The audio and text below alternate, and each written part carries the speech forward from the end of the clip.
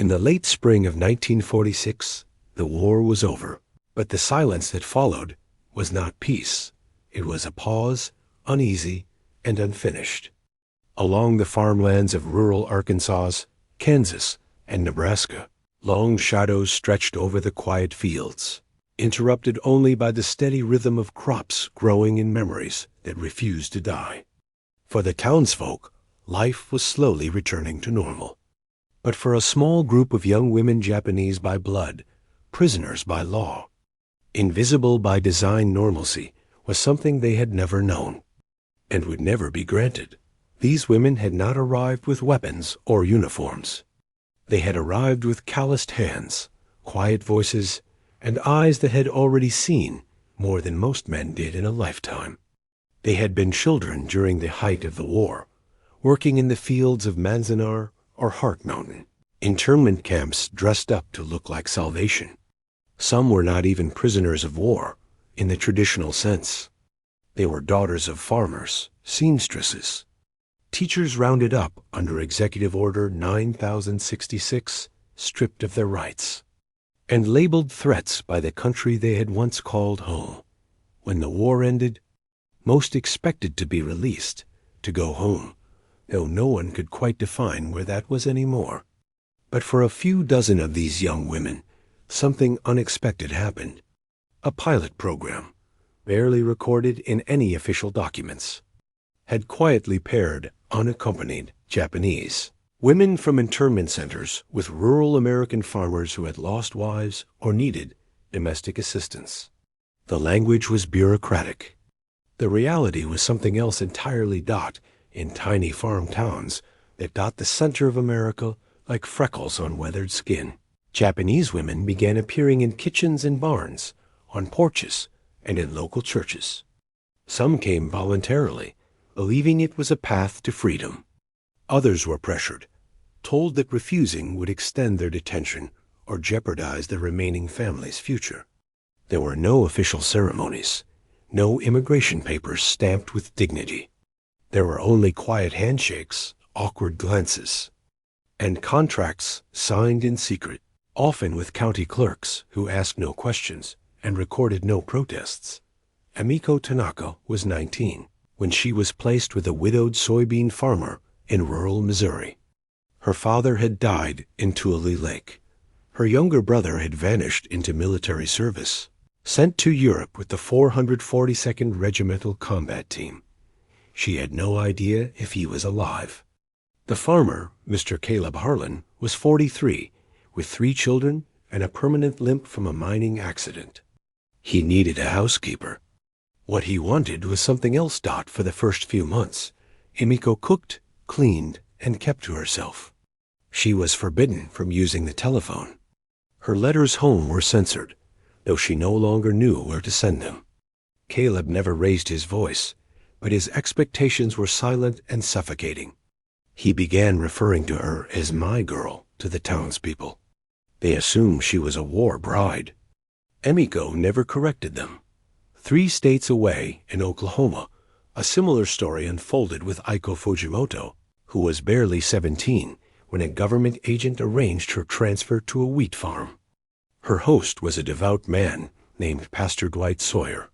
He believed he was saving her soul. She believed she was losing hers. He told her God had sent her to be his wife. She tried to resist, but her options were few, and the town sheriff was his brother Dot by 1948. At least 24 such arrangements had been recorded informally by local women's groups and church circles. The Red Cross had reports, but they were buried under other post-war humanitarian chaos. Most of the women spoke little English. They were isolated by distance, by law, and by shame. Their identities were erased, rewritten as Mrs. Sawyer, Mrs. Harlan, or worse, just that Jap girl on the hill. For the American families who took them in, these women became ghosts. They raised children who never knew their true names. They made meals for men who had never seen the inside of a camp, who never knew what it meant to be hungry with a number around your neck. Some of the women adapted, surviving through submission. Others wrote journals they hid under floorboards or inside jars buried beneath plum trees. Only a few ever escaped. One woman, Yumi Nakamura, ran away in 1952 after 6 years in captivity like marriage. She walked for 2 days before collapsing outside a Native American reservation. An elder woman took her in, and her story eventually reached the Los Angeles Times. The piece ran for 1 day before being pulled. Too political, too complicated, too soon. And then, as the decades passed, these women disappeared from records, from stories, from history itself. The men who had married them aged and died. The towns forgot. Their children, if they had them, never knew the full truth. Today, there are only whispers. A grave here, marked with an English name that hides a Japanese soul. A faded photograph in a local museum, labeled Farm Wife. 1950s. A diary page found in a demolished house. Written in careful hiragana that no one could read. They were not prisoners of war in the eyes of the Geneva Convention. But they were prisoners, nonetheless, of silence, of distance, of a country that had once feared them, then used them, then forgot them not, and their story long buried under the dust of war, and the silence of shame demands to be told. The scorching summer of 1947 brought with it a dry heat that seemed to crack even the oldest planks of the farmhouses across the dusty plains of Arkansas. For Yumi Nakamura, that summer would forever mark the turning point in her already fragmented existence.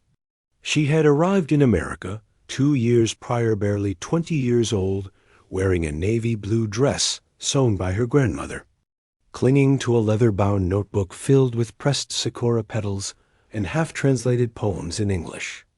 She had been told she would work in the fields, learn a new language, and earn money to send back home. What she hadn't been told was that she would be assigned to a widower in his 50s with 2 children and a worn-out ranch on the edge of nowhere. The government's narrative was carefully constructed. These women were laborers, assisting in the rebuilding of a war-weary nation. But the reality was grittier, more sinister. Many rural American towns had lost their young men to the war. Farms were collapsing. Families were fractured. When Japanese POW women, handpicked for their docility and lack of English, were assigned to isolated properties, it was sold as patriotic rehabilitation. In truth, it was indentured servitude with a wedding ring as a disguise. Yumi's host, Richard Callahan, wasn't cruel in the traditional sense. He didn't beat her. He didn't scream. But his quiet dominance was something more suffocating. Her first week, he took away her notebook. "No need for dreaming here," he said.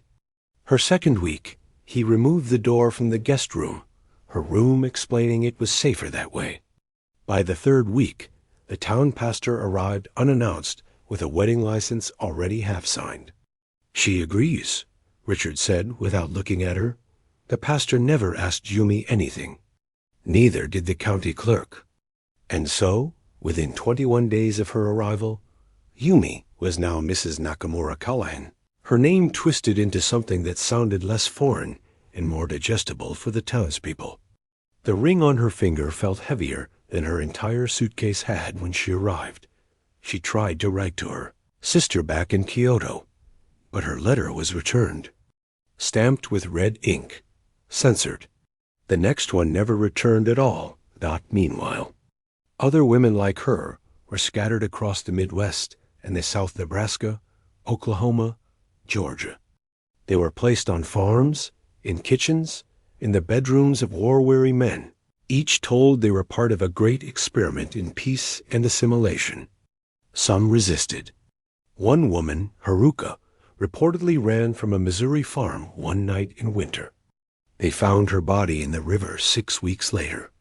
The local newspaper called it a tragic accident. Yumi began keeping track, not in words, those were too easily discovered, but in stitches. A red thread for every month without contact from her family. A black stitch for each Sunday sermon, where her husband made her sit silently beside him in the church pew, staring straight ahead. A white thread every time she tried, and failed, to run dot. By spring of 1948. She had embroidered an entire quilt in code. No one noticed. It was women's work, after all. But to Yumi, it was the only diary she had. One day, the local schoolteacher, Mrs. Eliza Monroe, arrived at the farm. She was middle-aged, unmarried, and wore her independence like armor. She had heard rumors of war brides brought to town, and she wanted to meet one. Under the pretense of offering English lessons, she convinced Richard to allow Yumi to come to town twice a week. At first, Yumi was terrified. Every sign, every word felt like a test she would fail. But Eliza was patient. She taught with pictures, miming, songs. More importantly, she listened. And slowly, Yumi began to speak. "I didn't choose this," she whispered one afternoon, eyes fixed on the chalkboard. Eliza said nothing. But from that day forward, she always left the door to her classroom slightly ajar during Yumi's visits. Other women began to appear. Mari from Alabama, Satsuki from Kansas, Keiko from Texas. Word spread whispered through market stalls, across clotheslines, in the quiet aisles of country stores. There were others, dozens, maybe hundreds, hidden in plain sight, married without consent, American by paperwork, but not by choice. Together, they formed something fragile and revolutionary, a network. They began meeting in secret, at night, in barns, abandoned shacks. They shared stories, tears, names of towns to avoid, names of men to fear. They mapped each other's locations with string and pins on an old paper atlas Eliza provided. They began calling themselves the Forgotten, because even when the war ended, no one remembered to bring them home. By the summer of 1949, their efforts had reached the ears of a young journalist in Chicago named Tom Riley. His uncle had served in the Pacific, and at first he was skeptical. Japanese brides in rural America? Married to farmers? That's fiction, he said. But the more he dug, the more he found. Letters, licenses, church records, census anomalies, photos. He contacted Eliza. He met with Yumi. He took notes.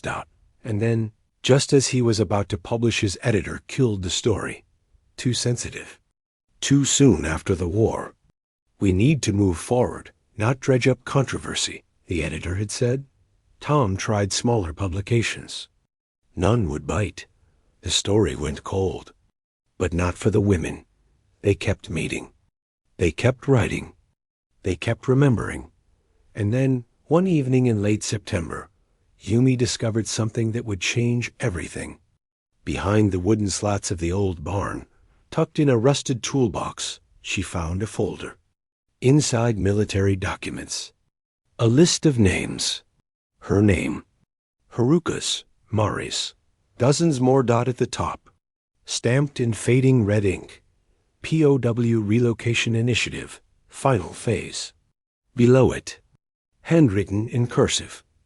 All to be repatriated post-1946. Pending review. But none had been repatriated. They had been forgotten, deliberately.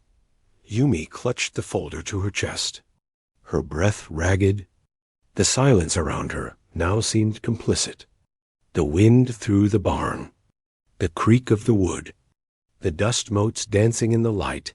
They had never intended to send them back. They were not brides. They were property. And now she had proof. The days in Stillwater blurred into one another, measured not by calendars, but by chores. Aiko's hands, once delicate and unblemished, were now cracked from soap and soil. She scrubbed linens that weren't hers, cooked meals she would never eat, and tended to children who didn't know her language, but tugged at her skirt as if she were family. She smiled through it all, because smiling was safer than silence. Safer than speaking. Mrs. Riley, the matriarch of the farm where Io had been placed, had grown strangely fond of her. Not quite maternal, but more than supervisory. She'd often sit at the edge of the porch, sipping tea, watching Iko in the fields, muttering things like, "Ain't no different than us." Really, as if trying to convince herself that kindness wasn't betrayal. Mr. Riley, however, was a different story. Stoic, sunburnt, and always watching. He never said much. He didn't have to. Aiko's only reprieve came on Sunday afternoons, when she was allowed to join the other Japanese girls at the barn behind the old church. It wasn't a religious gathering, though the preacher allowed them the space out of Christian charity. It became a sanctuary of whispers. There, they exchanged rumors, shared letters that had made it past the censors, and taught each other how to say American things like banana cream pie or laundry starch. They joked nervously, quietly, because even laughter had to be borrowed. That Sunday, however, something changed. Yuriko hadn't arrived. She was always the first one there, always brought something dried persimmons or hand-stitched hair ribbons. But she was missing, and that absence cast a silence over the barn, heavier than any prayer. A few of the girls, braver or perhaps more desperate, began murmuring rumors. She was sent north. For marriage. No, it was a contract. Her farmer paid extra. I heard she resisted. Aiko felt her stomach twist. Yuriko, with her shy smile and careful braids, had been one of the youngest, barely 17. They had all known this was coming, had seen the glances, the papers being passed in the sheriff's office, but to have it confirmed, to feel the absence made real, that was something else. Back at the Riley house, Aiko's mind was a storm. She moved like a ghost through her chores, scrubbing harder than she needed, kneading dough until her fingers ached. That night, as she lay on the cot in the corner of the pantry where she slept, she heard footsteps approach. Not heavy boots, not Mr. Riley. It was softer. Mrs. Riley's voice, quiet and thick with something like regret, filtered through the crack in the door. They're looking for volunteers again. Marriage licenses. Contracts. Say they'll let them become citizens after the war. I told them you weren't suited. Said you were sickly. I don't know why I said that. Maybe it's true. And then silence. That lie, small, imperfect, was the first act of rebellion Aiko had witnessed since arriving. She didn't know what it meant. Gratitude? Pity? A flicker of guilt? She would never ask. She wouldn't dare. A month passed, and then the wedding announcements began showing up not in the newspapers, but on bulletin boards, in whispers passed among farmers at the feed store. 5 Japanese girls had been joined, with local bachelors in what the sheriff's office described as a patriotic solution to labor and housing issues. No names were listed, but the girls at the barn knew. They always knew. One by one, they disappeared from the Sunday gatherings, their bunks stripped bare, their hairpins left behind like feathers from molting birds. One afternoon, as Aiko was hanging sheets, Mr. Riley approached her. He rarely spoke directly to her, but this time he did. "You're getting good at this," he said, nodding to the line of laundry flapping in the wind. "You know, we wouldn't mind keeping you. Not just for chores." She froze. The sheet slipped from her hands. He didn't press. Just adjusted his hat and walked back toward the house. Aiko's heart hammered in her chest long after he left. She didn't know what he meant. She did, of course, but her mind clung to ambiguity like a lifeline. She'd heard of others being kept. Some had babies now. Some had vanished entirely. That night, Aiko packed a small satchel. Dried rice, a photograph of her parents folded in oil paper, a worn Howry she'd hidden under the floorboards. She didn't know where she would go, but she knew she couldn't stay. Not like this. She didn't run. Instead, she wrote a letter. She wrote in Japanese, careful and neat, to her mother. She didn't know if it would ever be read, but she needed to believe someone, somewhere, might know the truth. I am alive. I am not free. I am not lost. But I am disappearing. She placed the letter beneath the cot and waited out the next morning. She went to church early, earlier than anyone else. She sat in the barn, hands folded, staring at the empty rafters. Yuriko's ribbon hung there, tied to a nail. That's when she knew. She would not become a name on a board. She would not vanish quietly. Not like this. The storm that had been gathering for weeks finally broke one June afternoon in 1946.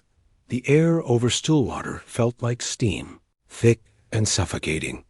The war had been over for months now, yet the world around Aiko looked exactly the same: muddy boots, barbed fences, and the distant whistle of a train that never seemed to stop. Freedom, it seemed, was a word meant for other people. When Japan surrendered the previous summer, the townsfolk had celebrated with parades and fireworks. But for the Japanese women still scattered across rural America, there were no celebrations. They were not soldiers to be released. They were not citizens to be recognized. They were property on paper assets of the War Relocation Authority, assigned for labor, and forgotten once their usefulness had faded. Aiko remembered the first letter that came from Washington. It was short, written in a tone that felt mechanical. All individuals of Japanese nationality employed under agricultural work contracts are to remain under local supervision until further notice. Further notice never came. Some of the women had started to believe it never would. Rumors spread that one of the girls in Oklahoma had been shot trying to flee. Another, in Kansas, was said to have changed her name, cut her hair short, and married an American truck driver just to disappear legally. Aiko listened to those stories with quiet terror. Each one sounded like both a warning and a dream. She still had the letter she wrote to her mother, now yellowed and fraying around the edges. She'd never mailed it. Who would she send it to? Her village had likely been bombed.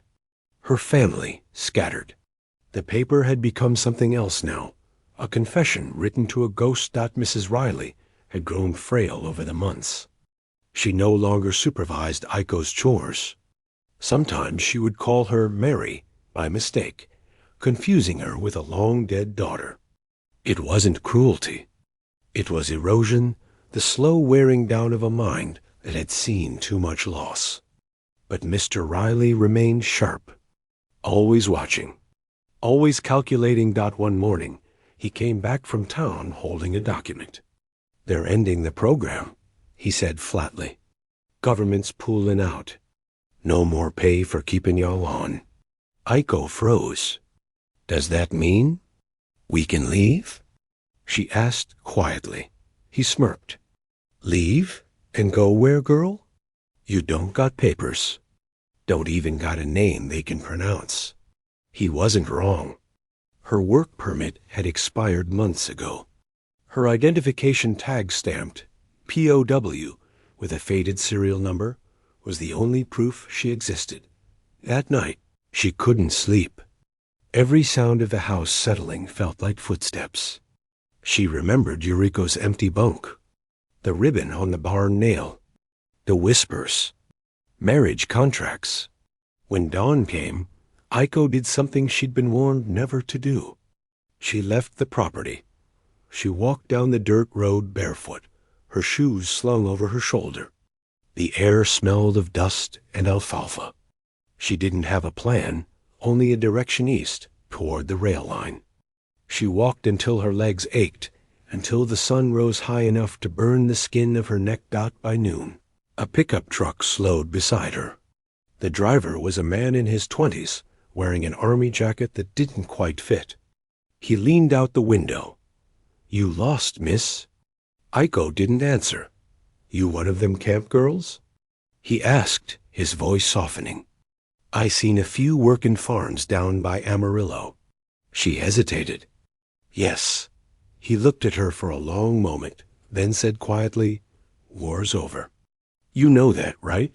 She nodded, but her eyes didn't move from the horizon. Then what are you still doing here? She didn't have an answer. The man sighed, then motioned toward the truck bed. Hop in. I'm headed to town. You can get a meal there. Maybe find someone who knows where you're supposed to be. For a moment, Aiko thought about refusing. Every instinct screamed not to trust anyone. But hunger, exhaustion, and that faint flicker of something that might have been hope finally won. She climbed in. The truck rumbled down the road, kicking up red dust. As the field stretched into miles of emptiness, Aiko thought about how far she'd come from the rice terraces of Kyoto to a stranger's truck in the middle of nowhere. She wondered if her mother would recognize her now. When they reached the town of Enid, the man pulled over near a small diner. You'll be safe here, he said. Name's Daniel. You can tell him I sent you. Before she could thank him, he handed her something, an old army dog tag. The name had been scratched off, but the metal was warm from his hand. Sometimes you need something to prove you're real, he said. And then he drove away. Inside the diner, the smell of coffee and bacon grease was overwhelming. People stared as she entered, some curious, others wary. She sat quietly in the corner until a waitress came over. You from one of them camps? The woman asked. Aiko nodded slowly. The waitress poured coffee into a chipped mug. On the house. You look like you could use something warm. It was the first kindness Aiko had received in months. That night, she found an abandoned shed behind the church and made it her home. She worked odd jobs, washing linens, cleaning, anything that kept her invisible. But she couldn't hide forever. One afternoon, 2 officers arrived asking about an escaped laborer. She overheard them at the general store. Her heart dropped. They were still looking for her. That evening, she went to the rail yard and waited by the tracks. A freight train bound for California was due before midnight. The whistle echoed like a warning across the plains. She clutched Daniel's dog tag in her fist. As the train slowed, she climbed onto an open boxcar, her breath coming fast, her heart pounding like the wheels beneath her. For the first time in years, there were no fences, no overseers, no schedules. Just the endless American night stretching out before her. She didn't know where she was going. Maybe Los Angeles, where other Japanese families had resettled. Maybe San Francisco, where no one would ask for her papers. Maybe nowhere at all. Not all she knew was that she was moving. And for the first time, it was by her own choice. The boxcar rattled through the darkness. She could see her reflection faintly in the metal wall, her face gaunt, her eyes older than her years. She whispered to herself in Japanese, words her mother used to say when the world felt cruel and endless. Even the caged bird dreams of the wind. As the horizon began to lighten with dawn, Aiko closed her eyes and imagined Kyoto, the smell of pine, the sound of cicadas, her father's voice calling her home. She knew she might never see Japan again. But for the first time since the war began, she felt like she was becoming someone new. When the train passed through a small station, a gust of air caught her hair, lifting it like a banner. She smiled faintly, whispering into the wind, I'm not a prisoner anymore. No one ever found her name on any list after that. No file, no photograph.